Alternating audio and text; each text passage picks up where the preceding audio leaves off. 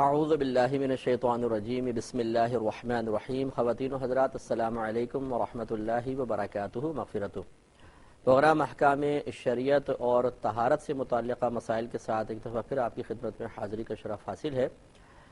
ہم نماز کی شرائط سے ہم نے آغاز کیا تھا اور ان میں سب سے پہلی چیز طہارت تھی، اور طہارت میں پھر سب سے پہلے ہم نے وضو کے بارے میں کلام کیا اور اب غسل کے بارے میں کلام جاری و ساری تھا، اور آپ کو بتایا تھا کہ ایک تو اس میں گفتگو ہو چکی ہے کہ غسل کی کتنی اقسام ہوتی ہیں، فرض ہے، واجب ہے، سنت ہے، مستحب ہے، اور غسل کس طرح فرض اور واجب ہوتا ہے، اس کے اسباب پہ گفتگو ہو گئی۔ پھر جب انسان حالت جنابت میں آتا ہے اس پہ غسل واجب ہو جاتا ہے، اور واجب ہونے پر جو حالت طاری ہوتی ہے جس کو حالت جنابت کہتے ہیں، تو ان میں کون کون سے امور کرنا حرام ہو جاتا ہے، کون کون سے امور پھر بھی جائز رہتے ہیں لیکن مکروہ ہوتے ہیں، اور کون سے ایسے کام ہیں جو بلا کراہت جائز ہوتے ہیں۔ پچھلے پروگرام تک الحمدللہ ان تمام چیزوں پہ تفصیلی کلام ہو چکا ہے۔ آج انشاءاللہ ہم آپ کو غسل کے طریقے کے بارے میں ضروری باتیں عرض کریں گے، اسے بھی بہت غور سے سماعت فرمائیں۔ دیکھیں، جب انسان پر غسل فرض ہو جاتا ہے تو سب سے پہلے تو یہ یاد رکھیں کہ غسل کے 3 فرائض ہوتے ہیں۔ ایک کلی کرنا، لیکن کلی اس طرح کریں گے کہ اس میں باقاعدہ غرغرہ بھی شامل ہو، یعنی حلق تک تقریباً جہاں تک نرم باسا ہوتا ہے وہاں تک پانی کا پہنچانا فرض ہے۔ وضو کے اندر یہ سنت ہوتا ہے لیکن غسل کے اندر فرض، جبکہ غسل واجب ہو۔ ایک تو ہوتا ہے ہم ٹھنڈک کے لیے غسل کر رہے ہیں یا جمعے کے لیے، عیدین کے لیے غسل کر رہے ہیں، اس میں تو سنت ہی رہے گا، لیکن جب غسل فرض ہو جاتا ہے، ہم پر غسل واجب ہو جاتا ہے، تو پھر اس غسل کو جو حالت جنابت طاری ہوتی ہے اس کو اتارنے کے لیے 3 فرائض پورے کرنا بہت ضروری ہے، جن میں سے پہلا ہے کلی کرنا، اور کلی کے اندر غرغرہ شامل ہوگا۔ دوسرا ہوتا ہے ناک میں پانی چڑھانا۔ اس کا طریقہ یہ ہے کہ تھوڑا سا پانی اس طرح ہاتھ میں لے لیں اور اس کو ناک کے قریب لا کے تھوڑا ہلکا سا سونگے، اتنا تیز نہ سونگے کہ دماغ کو چڑھ جائے، لیکن جتنا ہی نرم ناک کی ہڈی ہوتی ہے، یعنی جہاں نرم حصہ پھر سخت ہڈی شروع ہو جاتی ہے، اس نرم حصے تک تقریباً سونگ کے اس کو اوپر چڑھانا ہوگا، کیونکہ نبی کریم صلی اللہ علیہ وسلم نے اس کے لیے استنشاق کا لفظ استعمال فرمایا ہے، اور استنشاق کا مطلب ہی یہ ہوتا ہے کہ کسی چیز کو سانس کے ذریعے یا سونگ کر اوپر کی طرف چڑھانا، تو اس لیے استنشاق ضروری ہوگا۔ تو ناک میں پانی چڑھانا، یعنی یہ یہاں نرم ہڈی تک، یہ دوسرا فرض ہوتا ہے۔ اور تیسرا فرض ہے سر کے بالوں سے لے کر پاؤں کے ناخن تک ایک ایک بال پر سے پانی کا بہانا، یہ ضروری ہے۔ تو غسل کے اندر پورے بدن کو دھونا فرض ہوتا ہے، اور وضو کے باب میں وضو کا جب ہم معاملہ ذکر کر رہے تھے اس میں اچھی طرح وضاحت کر چکا ہوں کہ ہماری شریعت دھونے اور مسح کرنے کے مفہوم کو علیحدہ علیحدہ پیش کرتی ہے۔ دھونا تو مسح کے قائم مقام ہو سکتا ہے، لیکن جہاں دھونا ہو وہاں پہ اگر مسح کر لیا تو کام نہیں دے گا، لہٰذا غسل نہیں اترے گا۔ تو اس لیے بعض مقامات ایسے ہوتے ہیں جن میں اگر احتیاط نہ کی جائے تو اس میں صرف مسح ہوتا ہے، اس میں مطلب پانی وہاں تک پہنچتا نہیں ہے، اور چونکہ اکثر ہمارے بھائی بہن ناواقف ہوتے ہیں مسائل سے، تو وہ پانی بہانے کے باوجود، بظاہر جسم گیلا کرنے کے باوجود باتھ روم سے ناپاک ہی باہر آتے ہیں، اور اس کے بعد آپ کو پتہ ہے کہ پھر نمازوں کا پرابلم ہوگا، نمازی بھی انسان، اس کی نمازیں قبول نہیں ہوں گی، نمازیں ادا ہی نہیں ہوں گی، اور اسی طرح گھر میں جو حالت جنابت میں رحمت کے فرشتے نہیں آتے ہیں تو وہ بھی ایک معاملہ رہے گا کہ اللہ کے رحمت کے فرشتے نہیں آئیں گے، تو بے برکتی گھر میں پیدا ہوتی ہے۔ یہ جو ہمارے بھائی بہن کہتے ہیں کہ جی پہلے تو گھر میں بہت برکت سی نظر آتی تھی، اب بہت زیادہ بے برکتی ہے، اس کے بہت سارے اسباب ہوتے ہیں، جن میں سے ایک سبب یہ بھی ہو سکتا ہے کہ ہمیں صحیح طریقے سے غسل کرنا نہیں آتا۔ ہم واش روم باتھ روم میں جاتے ہیں غسل کرنے کے لیے حالت جنابت میں، پورا غسل نہیں ہوتا، باہر حالت جنابت میں آ جاتے ہیں، جنبی ہی واپس آتے ہیں، تو اللہ کی رحمت کے فرشتے نہیں آتے، تو پھر گھر میں بے برکتی کا دورہ نظر آتا ہے۔ تو بہرحال بہت غور سے اس کو سماعت فرمائیے گا۔ جب انسان پر غسل فرض ہو جائے تو سب سے پہلے جب وہ واش روم میں جانے لگے تو اس سے پہلے بسم اللہ الرحمن الرحیم پڑھے، کیونکہ باتھ روم میں جا کر پھر ذکر الہی کرنا، چاہے اس نے بھی کپڑے نہ اتارے ہوں، لیکن وہ مقام چونکہ مناسب نہیں ہے، اس لیے باہر بسم اللہ الرحمن الرحیم پڑھ کر جائیں گے۔ اور یہ آپ کو پہلے بتا چکے ہیں کہ حالت جنابت میں کلی کرنے کے بعد ذکر الہی بلا کراہت جائز ہے، لہذا کلی کر کے پھر بسم اللہ الرحمن الرحیم پڑھ کر پھر باتھ روم میں داخل ہوں گے، اور الٹا قدم پہلے رکھنا یعنی اندر جاتے ہوئے رکھنا سنت کریمہ ہے۔ ایک کالر ہمارے ساتھ ہیں، پہلے کال لیں گے پھر انشاءاللہ غسل کا طریقہ عرض کرتے رہیں گے۔ السلام علیکم۔ وعلیکم السلام۔ جی میں انڈیا سے بول رہی ہوں۔ جی بہن، مجھے یہ پوچھنا تھا کہ اگر کبھی لڑکی کی طرف سے خلا لی جاتی ہے تو ان کتنے وقت میں رجوع کر سکتے ہیں، یا عدت کمپلیٹ ہو جاتی ہے اس کے بعد میں بھی کتنے وقت میں رجوع کر سکتے ہیں؟ ٹھیک ہے، اور بس یہی پوچھنا تھا کیونکہ خلا میں ایسا لکھایا گیا تھا کہ آپسی نہ اتفاقی کی وجہ سے ہم لوگ الگ ہونا چاہتے ہیں۔ ٹھیک ہے، میں بتاتا ہوں انشاءاللہ، بالکل عرض کرتا ہوں۔ ایک اور کالر ہیں، السلام علیکم۔ السلام علیکم۔ وعلیکم السلام۔ سر مجھے دو سوال جی ایک تو فرمائیں۔ مجھے وراثت کے بارے میں پوچھنا ہے سر کہ وراثت کے بارے میں ذرا ڈیٹیل سے سمجھا دیجیے گا، کیونکہ جیسے مدر کی ڈیتھ ہو جاتی ہے یا فادر کی ڈیتھ ہو جاتی ہے تو گھر کا جو سامان ہوتا ہے، جیسے ہسبینڈ لاتا رہتا ہے وہ گھر میں، جیسے فریج ہسبینڈ لے آیا، بیوی کے پاس ہے، مطلب آپ نا اس طرح بہن سمجھ میں نہیں آ رہی مجھے آپ کی بات، ذرا تھوڑا سا بلند آواز سے بولیے۔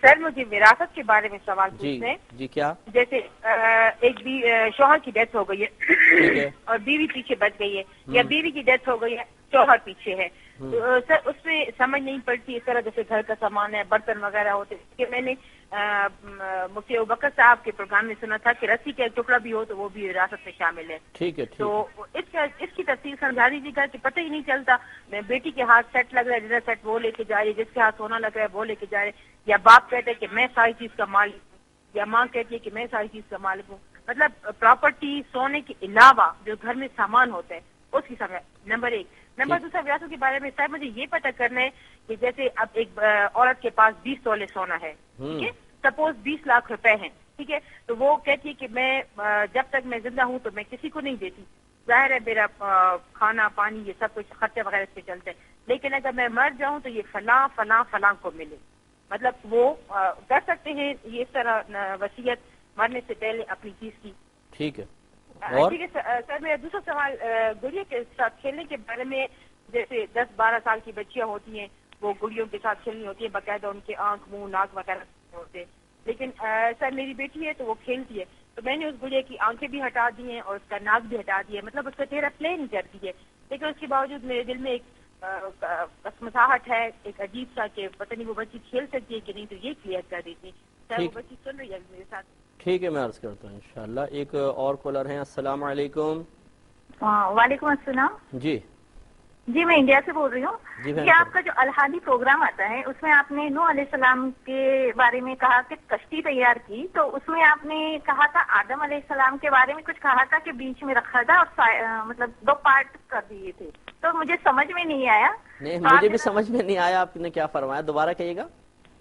آپ کا جو الحادی پروگرام آتا ہے نا، جی جی جی اس میں آپ نے ابھی جو تذکرہ چل رہا ہے نوح علیہ السلام کا، جی ہاں، تو آپ نے بتایا تھا کہ کشتی اللہ کے حکم سے انہوں نے کشتی تیار کی، تو اوپر کے جو حصے میں عورت اور مرد مطلب تو الگ الگ مطلب پارٹیشن، تو بیچ میں آپ نے کچھ کہا تھا کہ آدم علیہ السلام کے بارے میں کچھ کہا جو سمجھ میں نہیں آیا مجھے۔ جی جی جی ٹھیک ہے، جی تو آپ ذرا بتا دیجیے گا۔ اور ایک کوشچن تھا میرا کہ ہم ایسے علاقے میں رہتے ہیں کہ زیادہ مسلم ہے، تو میں بچیوں کو قرآن پڑھاتی ہوں، مطلب صرف ایسے ہی بچیوں کو پڑھاتی ہوں، جی تو اب میں نے جب شروع مطلب ایسی فیس نہیں لیتی ہوں، تو 2 بچیاں ایسی بھی آئی پوچھنے کے لیے کہ آنٹی آپ ہمیں بھی پڑھا دیں گے۔ اب مجھے لگا کہ وہ مسلم ہی ہے، ویسے تو مسلم ہے ان کے فادر، لیکن ان کی مدر مسلم نہیں ہے، مجھے بعد میں پتا چلا۔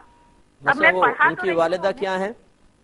ان کی والدہ کافر ہے، انہوں نے اسلام قبول نہیں کیا۔ میں نے ان سے پوچھا، بعد میں پوچھا تھا جب ان سے ملاقات ہوئی، تو انہوں نے بتایا کہ انہوں نے اسلام قبول نہیں کیا ہے۔ ٹھیک ہے، تو اب ان بچیوں کو میں پڑھا رہی ہوں، تو میں پڑھا سکتی ہوں نہیں پڑھا سکتی ہوں؟ ٹھیک ہے، میں انشاءاللہ عرض کرتا ہوں انشاءاللہ۔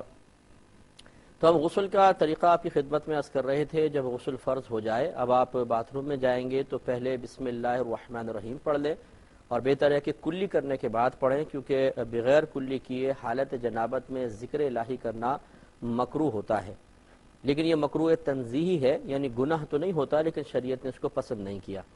اب باتھ روم میں جانے کے بعد اب آپ نے کپڑے اتارے، کپڑے اتارنے کے بعد پھر کوئی ذکر الہی نہیں کریں گے، یہ عوام الناس کا غلط خیال ہے کہ بعض لوگ یہ کہتے ہیں کہ جی ہم کلمہ پاک پڑھتے ہیں، اور وہ یہ سمجھتے یہ ہیں کہ شاید غسل اتارنے سے پہلے کلمہ پڑھنا لازم ہے تاکہ اس سے پاکی حاصل ہو جائے۔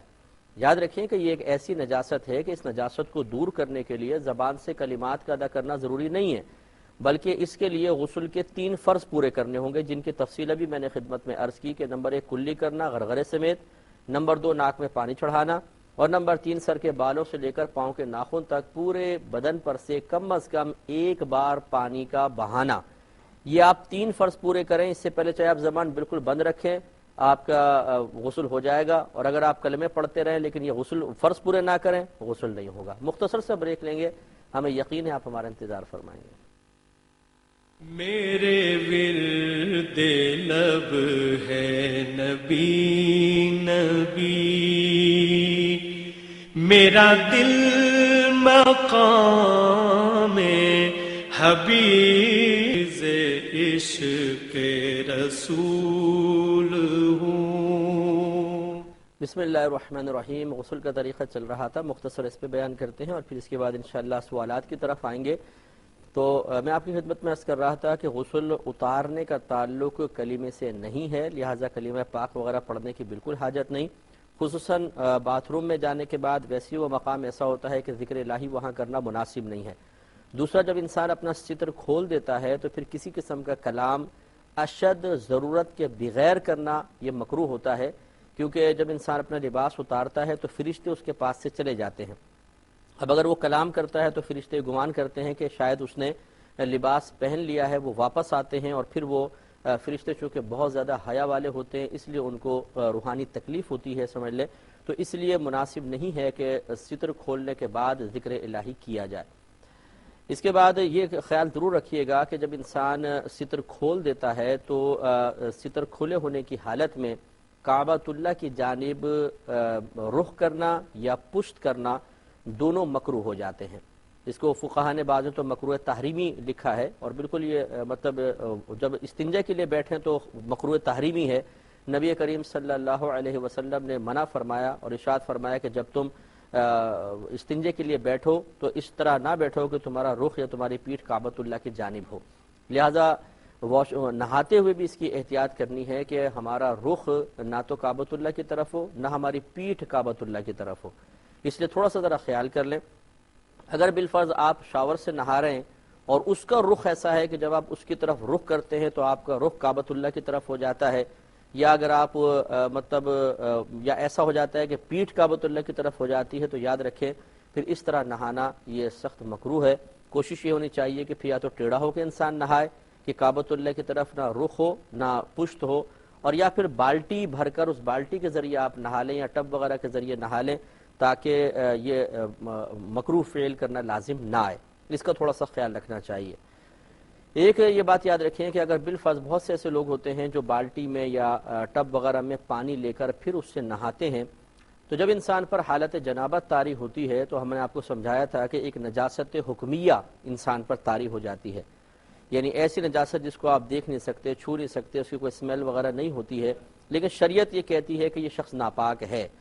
اور اب اگر ایسی حالت میں آپ پانی میں بغیر دھلے ہاتھ کو پانی میں ڈال دیں گے، مثلا ایک انگلی بھی اگر ڈالی تو سمجھ لیں جتنا پانی اس میں لگے گا آپ یہ باہر نکالیں گے تو اتنے حصے کی جنابت دھل کر اس پانی کے اندر مل جائے گی، اور یہ ناپاکی ہے، لہذا وہ پانی ناپاک ہو جائے گا۔ لیکن اس کو ویسا ناپاک نہیں ہے جیسے پیشاب وغیرہ گر جائے تو ناپاک ہوتا ہے، بلکہ اس پانی کو کہتے ہیں مستعمل۔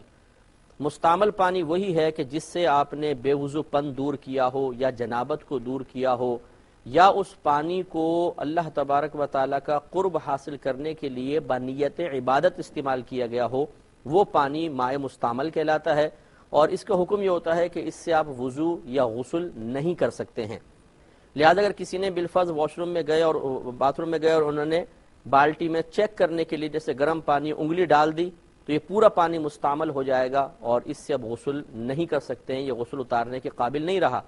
ہاں، اس کو دوبارہ قابل استعمال کرنے کے لیے ضروری ہے کہ آپ اس میں مثال کے طور پر اس کو نلکے کے نیچے رکھ دیں، تھوڑا سا نلکا کھولیں، بالٹی جب بھر کر تھوڑا سا پانی بہہ جائے تو نلکا بند کر دیں، بس یہ دوبارہ غیر مستعمل ہو گیا، یعنی اس پانی کو جاری کرنا ہے، چلنے والا بنا دینا ہے، تو یہ پھر غیر مستعمل ہو جائے گا اور اب آپ اس سے اپنا غسل وغیرہ مکمل کر سکتے ہیں۔ ایک مزید کالر ہمارے ساتھ ہیں۔ السلام علیکم۔ وعلیکم السلام۔ جی بہن۔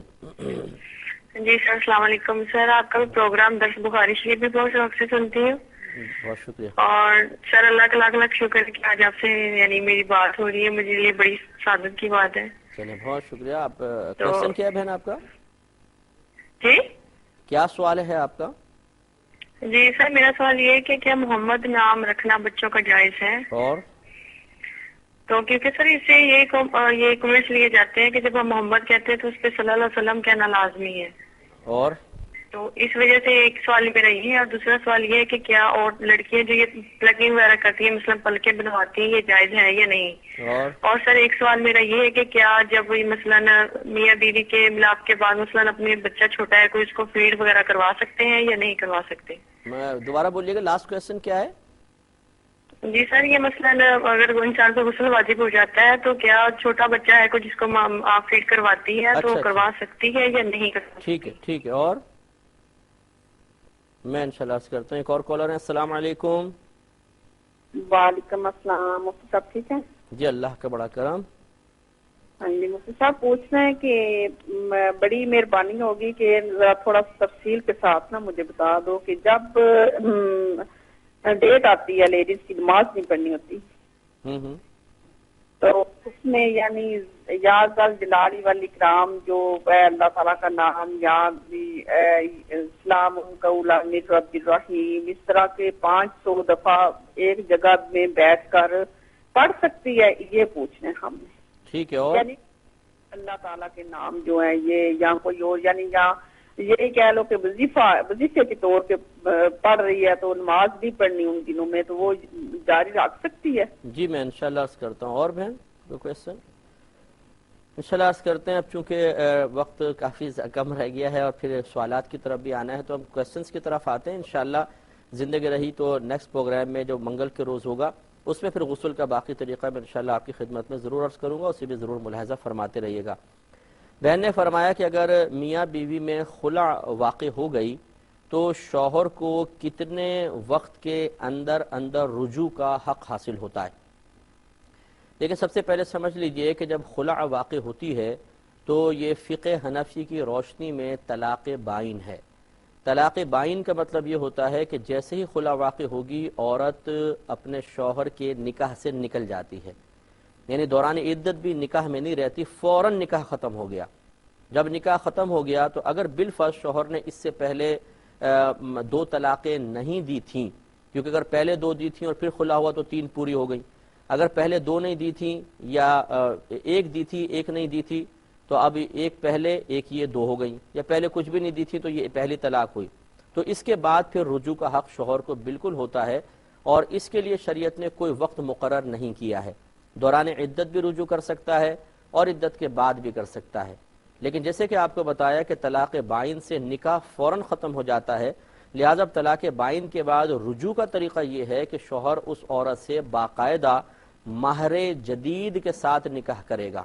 پہلے والا مہر وہ ختم ہو تو اس والے نکاح کے ساتھ تھا، نیا مہر مقرر کیا جائے گا اور دوبارہ تجدید نکاح ہوگا، سمجھے دوبارہ نکاح پڑھایا جائے گا، چاہے شوہر عدت کے اندر رجوع کرے چاہے عدت کے بعد۔ لیکن یہ طلاق بائن کا حکم ہے جو ہم نے آپ کو بتایا کہ خلع سے طلاق بائن واقع ہوتی ہے، اور طلاق بائن ہوتی یہ ہے کہ فوراً نکاح ختم ہو جاتا ہے، لہٰذا اب شوہر دوران عدت رجوع کرے یا عدت کے بعد نکاح کے ذریعے ہی رجوع کر سکتا ہے، اور اس کے لیے کوئی شریعت نے مدت مقرر نہیں کی، 10 سال بعد کرے، 20 سال بعد کرے، 30 سال بعد کرے، چاہے 1 ہفتے بعد کرے، وہ کر سکتا ہے۔ میں نے فرمایا کہ وراثت کے اندر کون کون سی چیزیں داخل ہوتی ہیں، ترکے میں کون کون سی چیزیں داخل ہوتی ہیں؟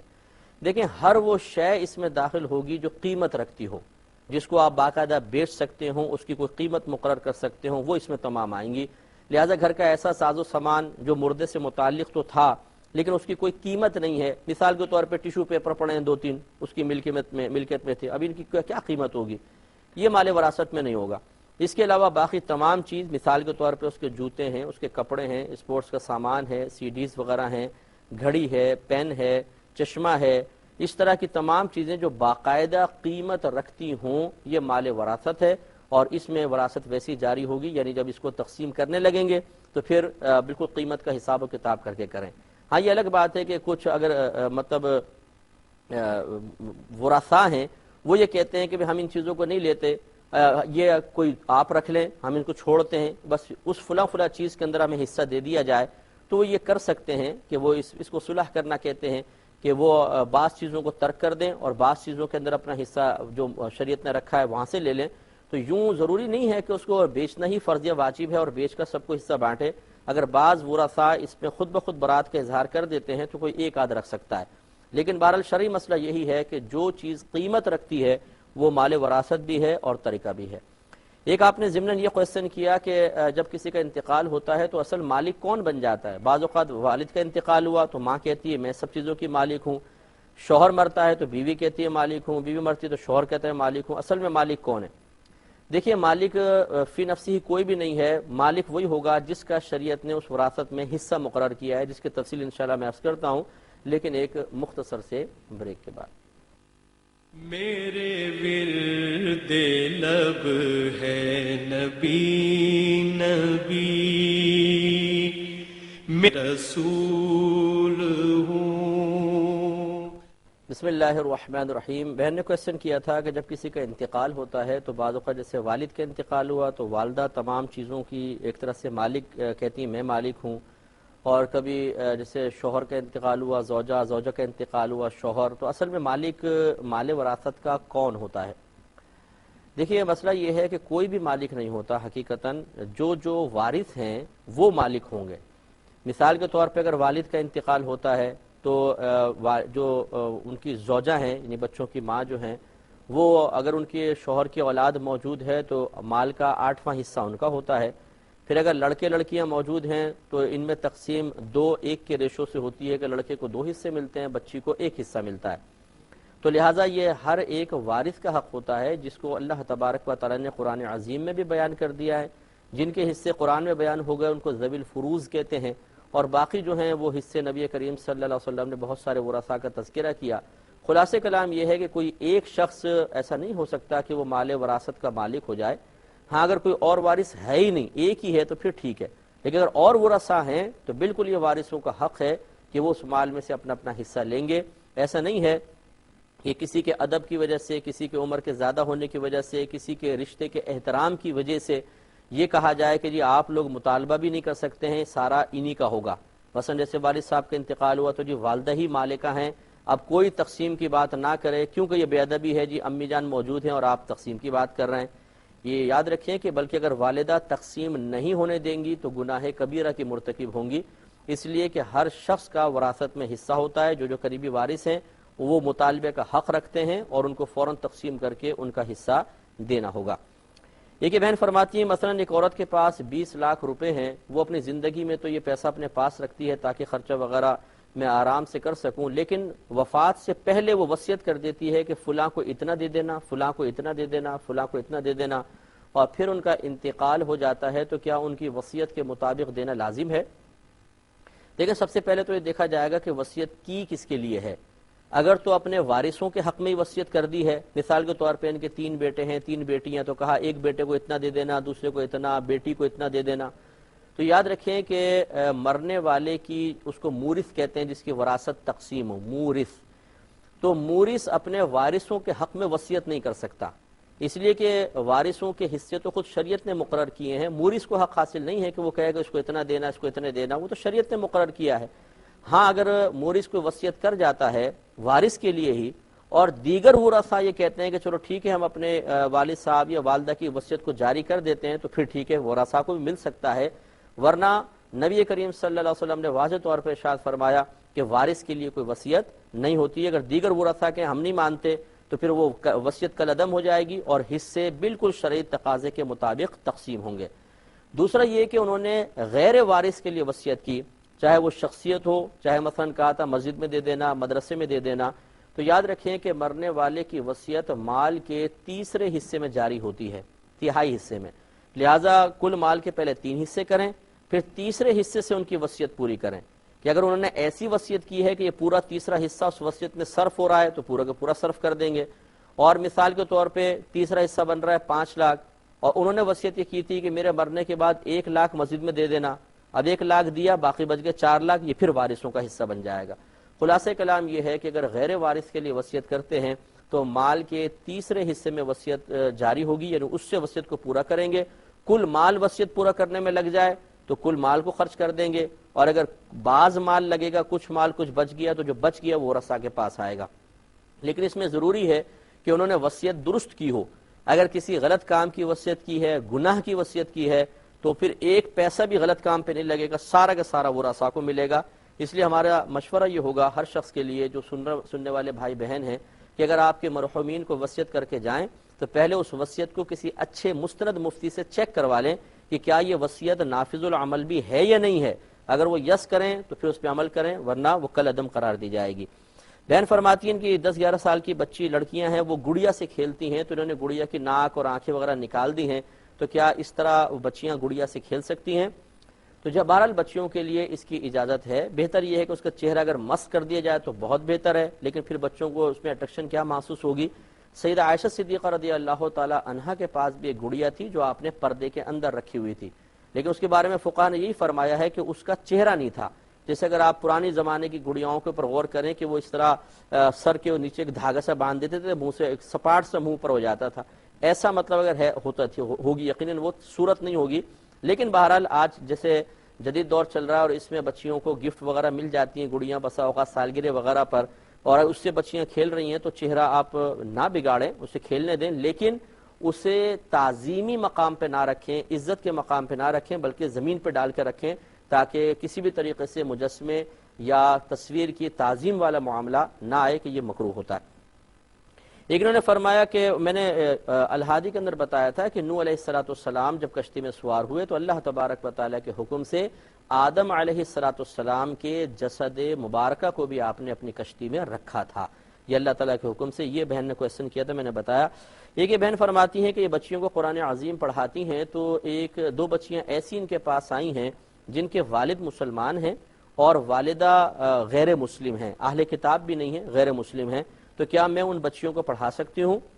دیکھیں پہلی بات تو یہ یاد رکھیے کہ جب ماں اور باپ کا مذہب مختلف ہو تو شرعی لحاظ سے بچے دینی معاملے میں اس کے تابع مانے جائیں گے جس کا مذہب بہتر ہوگا. لہٰذا مثال کے طور پر اگر مسلمان اور اہل کتاب کا نکاح ہے تو مذہب اسلام سب سے افضل مذہب ہے، کیونکہ ہمارے نبی کریم صلی اللہ علیہ وسلم اس کو لے کر آئے اور قیامت تک یہ مذہب غالب رہے گا اور قائم رہے گا. لہٰذا جو بچے پیدا ہوں گے مسلمان کہلائیں گے. اگر اہل کتاب اور مشرک کا نکاح ہو گیا مثال کے طور پہ تو بچے اہل کتاب کہلائیں گے. اس والی صورتحال میں بالکل واضح بات ہے، اگر ایک مسلمان ہے اور پھر انہوں نے دوسری ایسی غیر مسلم عورت سے نکاح کیا ہے تو بچیاں جو ہیں وہ مسلمان کے تابع ہوں گی. لیکن یہاں صورتحال یہ ہے کہ قرآن عظیم کا واضح حکم موجود ہے کہ لا تنکحوا المشرکات حتی یؤمنن. اللہ تعالیٰ نے واضح طور پہ فرمایا کہ مشرکہ عورتوں سے نکاح مت کرو جب تک کہ وہ ایمان نہ لے آئیں. تو اس لیے یاد رکھیے کہ مشرکہ عورت سے نکاح کرنا یہ باطل ہوتا ہے، اس میں بہت ساری پیچیدگیاں ہوتی ہیں. لہٰذا انہیں اللہ کی بارگاہ میں ان کے جو والد ہیں ان کو توبہ کرنی چاہیے، اور آپ ہو سکے تو ان تک پیغام پہنچائیں کہ آپ اپنی زوجہ کو دار اسلام میں لائیں اور پھر اس کے بعد دوبارہ جدید نکاح کریں. بہرحال وہ بچیاں ایک مسلمان کی بچیاں ہیں فی الحال، تو آپ ان کو آپ پڑھا سکتی ہیں. اس سے زیادہ بہرحال اس وقت کہنا مناسب نہیں ہے، لیکن ان بچیوں کو قصور نہیں ہے، آپ ان کو بالکل پڑھائیں، اچھی طرح دین کی تعلیم سکھائیں، تو انشاءاللہ آپ کے لیے بہت بڑا ثواب جاریہ ہوگا. بہن نے فرمایا کہ کیا بچوں کا نام محمد رکھنا جائز ہے؟ بالکل جائز، بلکہ مستحب ہے، افضل ہے. نبی کریم صلی اللہ علیہ وسلم کا فرمان عالی شان ہے کہ کسی کا کیا جاتا ہے کہ اس کے گھر میں 1 محمد 2 محمد یا 3 محمد ہوں.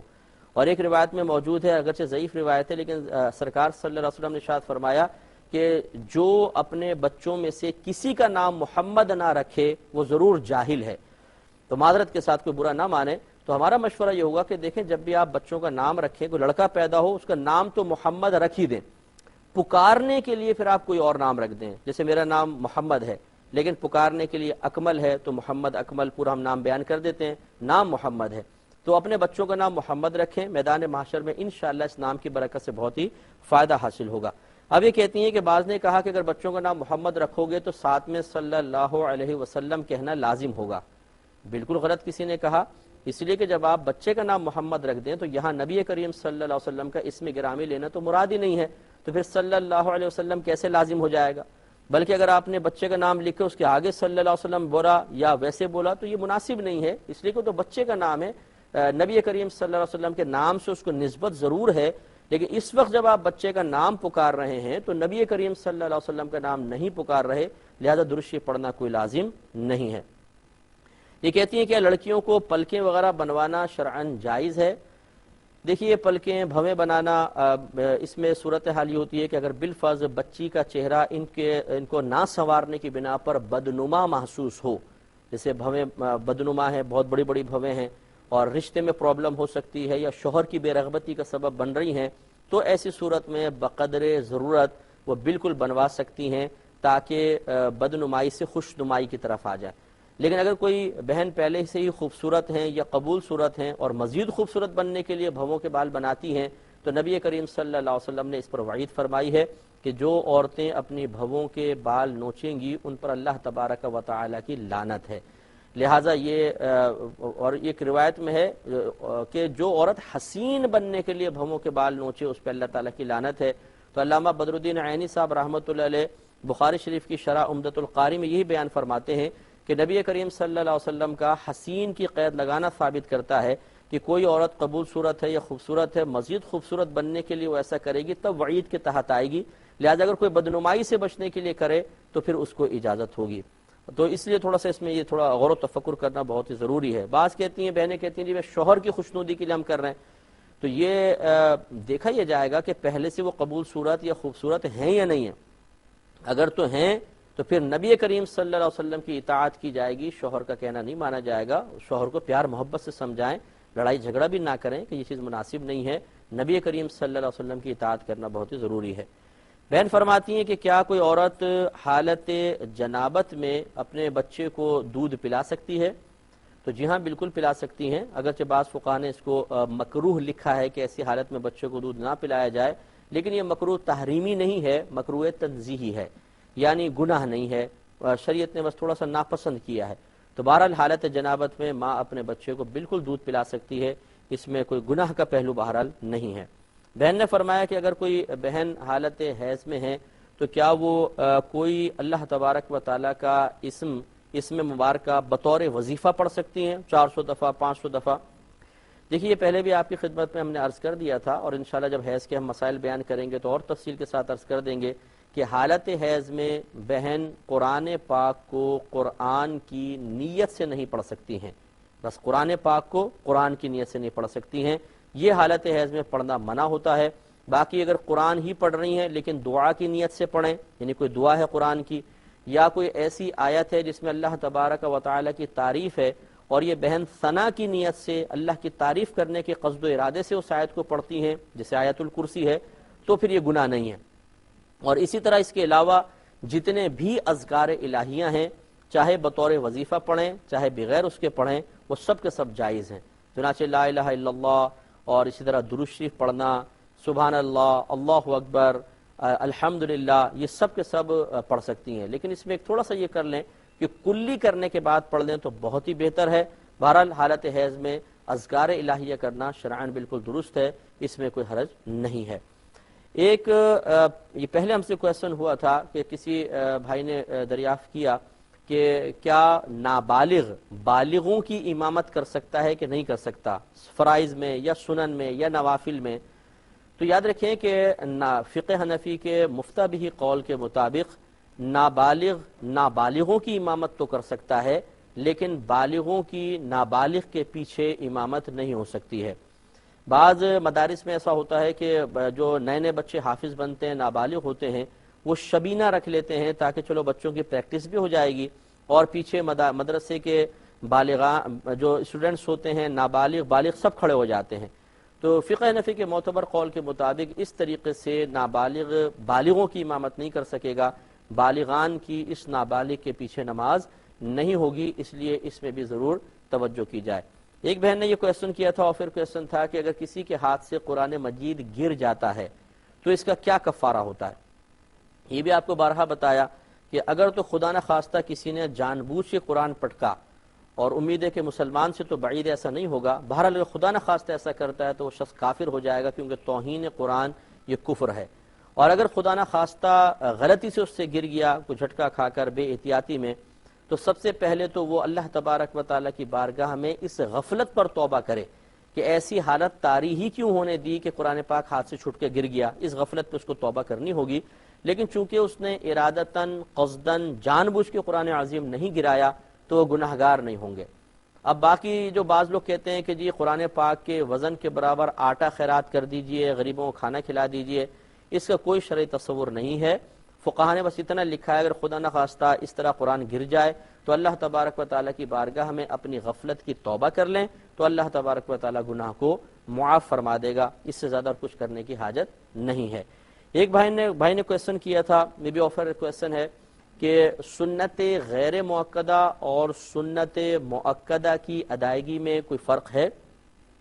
تو جی ہاں بالکل فرق ہوتا ہے. پہلے تو یہ سمجھ لیجئے کہ عصر سے پہلے کی 4 اور عشاء سے پہلے کی 4 یہ سنتیں ہیں، یہ ہیں سنت غیر مؤکدہ. اس کے علاوہ جتنی بھی نمازوں میں سنتیں سب کے سب مؤکدہ ہیں. تو ان دونوں میں فرق یہ ہوتا ہے اگر 4 رکعت ہیں مثال کے طور پہ، تو غیر مؤکدہ میں پہلی اور تیسری میں ثنا ہوتی ہے اور دوسری میں درود شریف کے بعد دعا یعنی اتحیات کے بعد درود شریف اور دعا بھی ہوتی ہے غیر مؤکدہ میں. جبکہ مؤکدہ میں صرف پہلی میں ثنا ہے، تیسری میں نہیں، اور دوسری میں اتحیات کے بعد کھڑے ہو جائیں گے، آگے نہیں بڑھیں گے ورنہ سجدہ صاحب لازم ہو جائے گا. کیونکہ پروگرام کے وقت تقریباً ختم ہو گیا ہے تو آپ سے اجازت طلب کریں گے.